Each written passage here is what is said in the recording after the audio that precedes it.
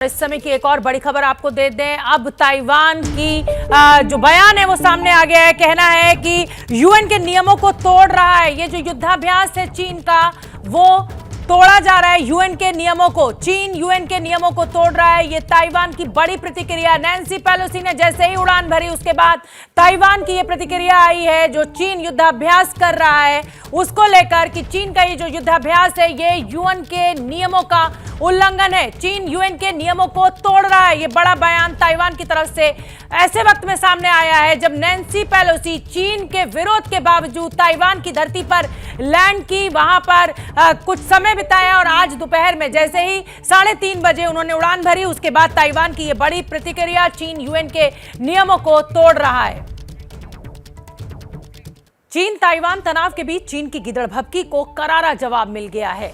थोड़ी देर पहले तक दुनिया भर की निगाहें ताइपे एयरपोर्ट पर थी, जहां अमेरिका की तीसरी सबसे बड़ी नेता का विमान खड़ा हुआ था और भारतीय समय के मुताबिक ठीक 3:30 बजे दुनिया के सामने यह तस्वीर सामने आई है जब नैन्सी पेलोसी का विमान ताइपे एयरपोर्ट से उड़ान भर चुका है।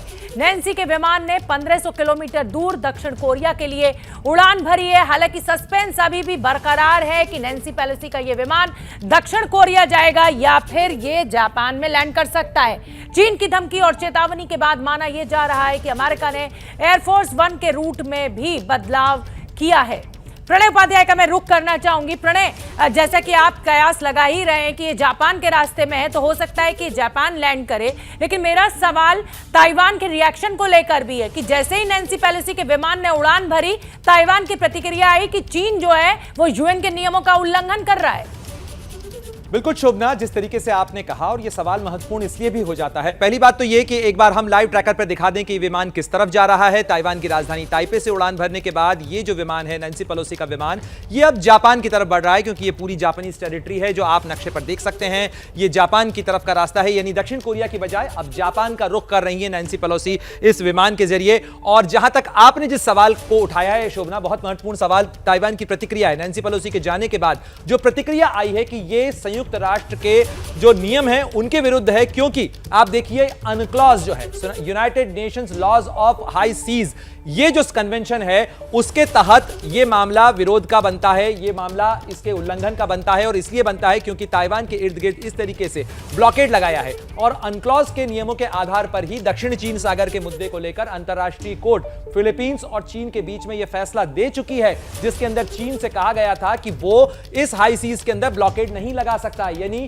फ्रीडम ऑफ नेविगेशन, आवाजाही की, ओवरफ्लाइट यानी विमानों की आवाजाही की, जो है चाहे समंदर पर आवाजाही हो चाहे आसमान की आवाजाही हो, इस पूरे इलाके पे, जिस इलाके पर चीन अपने दक्षिण चीन सागर का दावा करता है वहां पर उसका कोई हक नहीं बनता है। और यही नियम जो है, और इसी का हवाला देते हुए ताइवान की तरफ से कहा गया है कि संयुक्त राष्ट्र के नियमों का उल्लंघन कर रहा है चीन इस तरीके का ब्लॉकेड लगाकर। और निश्चित रूप से यह मामला अब संयुक्त राष्ट्र में भी तूल पकड़ सकता है। जी बिल्कुल प्रणय उपाध्याय, नैन्सी पेलोसी चीन के लगातार विरोध के बावजूद वहां पर लैंड की, वहां पर उन्होंने समय बिताया और सुरक्षित वापस उन्होंने उड़ान भी भर ली। और शायद यही बात जो है वो ताइवान को हिम्मत दे रहा है कि अमेरिका मेरे साथ खड़ा हुआ है, चीन की मर्जी के खिलाफ भी देखिए इस पूरे कार्यक्रम को सुरक्षित तरीके से पूरा किया गया। ये हैं शर्मा जी, जो रात का खाना और देश दुनिया की सुर्खियां दोनों लेते हैं सुमित अवस्थी के साथ। अब ये हैं इनके पड़ोसी बैनर्जी साहब। मिष्टी दोई खाते खाते पूरा बंगाल जान लेते हैं सुमन दे के साथ। इनकी तरह आप भी देखें अपने फेवरेट न्यूज एंकर को एक ही ऐप पर, और डाउनलोड कीजिए एबीपी लाइव ऐप अपने स्मार्ट टीवी पर।